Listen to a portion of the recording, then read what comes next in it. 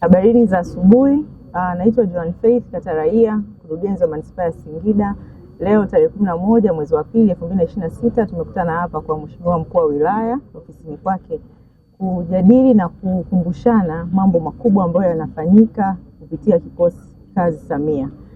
Kwa Manispaa ya Singida pamoja na halmashauri ya Singida, kila siku ya Alhamisi tunakutana hapa kwa Mheshimiwa Mkuu wa Wilaya kwa ajili ya kusikiliza kero za wananchi. Tunasikiliza na kutatua kero zao. Tumesikiliza kero nyingi sana kwenye upande wa ardhi, kwenye upande wa migogoro ya kifamilia, lakini pia changamoto zinazoibuliwa ambazo zinatokana na utoaji wa huduma kwenye afya, elimu, miundombinu na maeneo mengine. Kwa nini tunafanya hivi? Mheshimiwa Rais Dr. Samia Suluhu Hassan alitoa maelekezo kwamba kila kiongozi asikilize kero na kutatua kero za wananchi wa maeneo yao. Tunatakiwa kuleta tabasamu kwa wananchi wetu. Na sisi tumekuwa tukifanya hivyo kila siku, lakini siku ya Alhamisi iko special kabisa kwa ajili ya kusikiliza wananchi na kutatua kero wanazokutana nazo.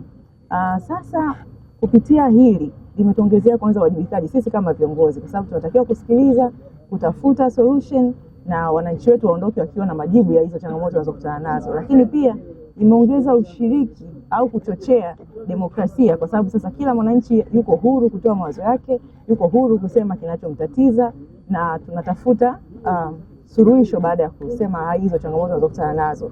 Lakini kitu kingine ambacho ni cha muhimu zaidi, imetusaidia kuboresha utoaji wa huduma, kwa sababu tunaposikia kero, tunaposikia changamoto, tunaposikia mapungufu, basi inatupa nafasi ya kuboresha hizo huduma, aidha ni kwenye miundombinu ama ni utoaji wa huduma, na inatusaidia sasa kuhakikisha kwamba wananchi wetu wanapata huduma bora.